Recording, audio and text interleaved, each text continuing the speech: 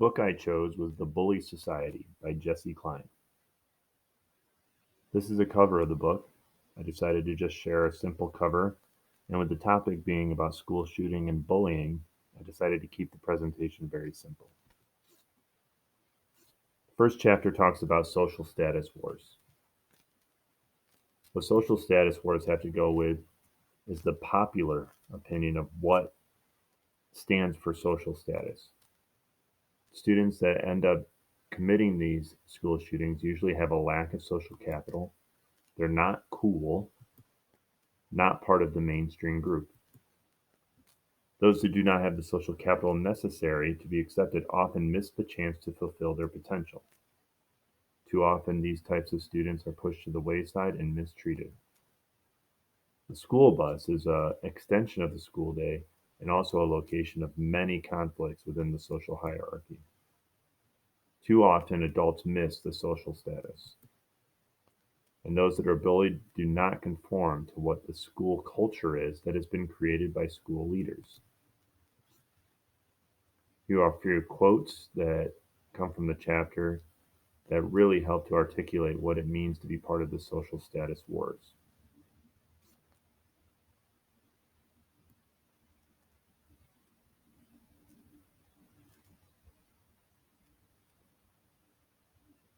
And too often, what you see in this social status war is students that just do not fit a cookie cutter mold of what is cool, what is popular. Masculinity and white supremacy. Masculinity challenge. Too often, young men that get involved with athletics, particularly, are told to be a man. And even if you're not involved in athletics, being male means being tough, being aggressive, being physical. And this line between male and female has led to many bullying situations and thus school shootings. So many women have been allowed to explore both the masculine and the feminine, whereas men have been allowed to do that as well, but that masculine men and being told to be a tough guy often does not fit that exploring both the masculine and the feminine. So being male means being tough, and too often those who do not fit into that stereotype of a strong male are pushed aside and treated poorly by the alpha males.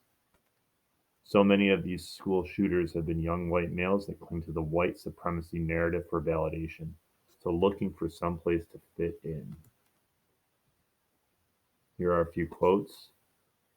Too often, they tend to reinforce their own fragile position by eschewing anything that might be seen as feminine or gay.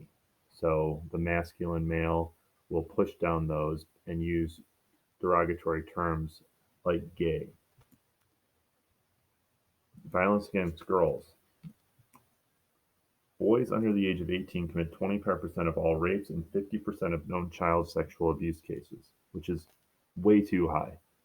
And it's because so much of this has become normal in schools. It's just boys being boys or looking the other way. The harassment becomes part of the culture as something normal and is minimized by adults at the school.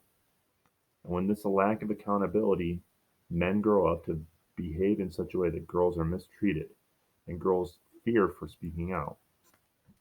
The abuse the abuse comes from the hyper-masculine culture and is centered around being male and what it means to be strong. Young girls bear the brunt of this hyper-masculinity.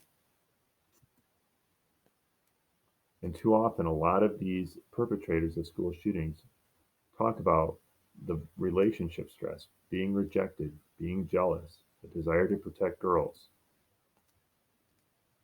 Here's an interesting quote. Girls and women in particular who stay in abusive relationships are likely to continue being beaten, but those who leave are more likely to be killed.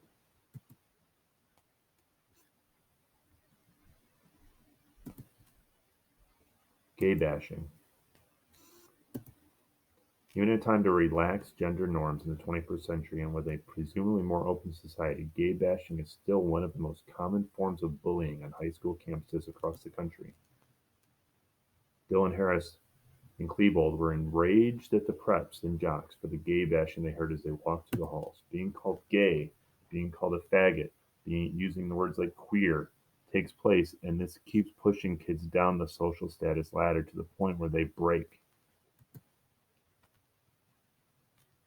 36 of the school shootings, the perpetrators were known to have been gay bashed or otherwise attacked because of perceived lack of masculinity.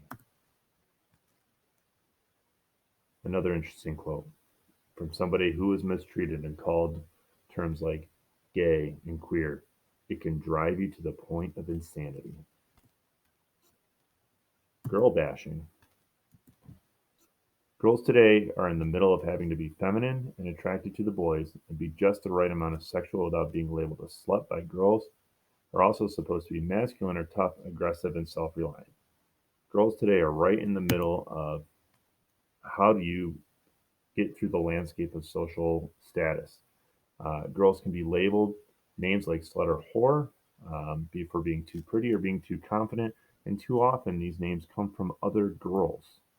Today, many feminists and non feminists alike assume that females want sex as much as males, and that there is nothing wrong with that. But earlier feminists had hoped for a day when men would approach sexuality with the same intimacy more commonly associated with women's interests. Cyberbullying. The online bullying is about the same as the school bullying, slut shaming, and gay bashing. No matter what has been done to curb cyberbullying, the ability for bullies to stay anonymous will allow bullies to continue to harass online. And we see this online culture of not having to be accountable for words and actions hidden behind the First Amendment. And it continues to make these types of acts happen over and over again.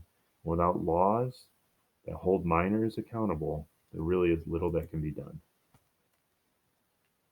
Teenagers who are thought to be addicted to the internet are 2.5 times more likely to be depressed than those who engage in normal use. Adult bullies. These are your teachers and your administrators and other adults in students' lives. So much of this bully behavior is learned from home. The boys will be boys excuse comes from adults and will allow for boys to continue acting out. Adults that make excuses for bullies do so because they don't look and see the actions of the bullies and what happens because of those actions. And too often, teachers, coaches, and other adults can be the bullies as well. And children often do not tell their parents or teachers that they are being bullied. They may be humiliated or ashamed, reluctant to be seen as a tattler, or afraid that it will only make the bullying worse. The bully economy. Children come to understand that being perceived as the richest or prettiest or the most powerful or confident could dramatically enhance their futures, and with these marks of American success, they may become lifelong outlets. The only way to combat the social despair is to start transforming our schools into safe spaces rather than harsh social environments. And too much about our American system creates competition and a way that students only see winning is by being wealthy, having a fancy car, big house, good looks. And because of these, stress and hate build up and cause some of these mass shootings. America and Europe, how different it is. So in Europe, the goal is to be proactive, get to the root of the problem, whereas in the United States, we are reactive. Instead of looking at the root cause of why somebody bullied or why somebody committed an act of mass shooting, the goal is to reform laws, to put new security measures in place, to put metal detectors, to put clear backpacks like we have seen down in Florida, to change the gun laws, to change the laws for anti-bullying. We've seen it happen way too many times already, and we know that very little actually changes until we change the culture. Counseling in Europe is used so often that all aspects of the group that are being bullied and the bullies and the teachers and the adults are all involved, whereas in the United States, counseling is seen as something negative. So the goal is to have a whole school approach to combat bullying.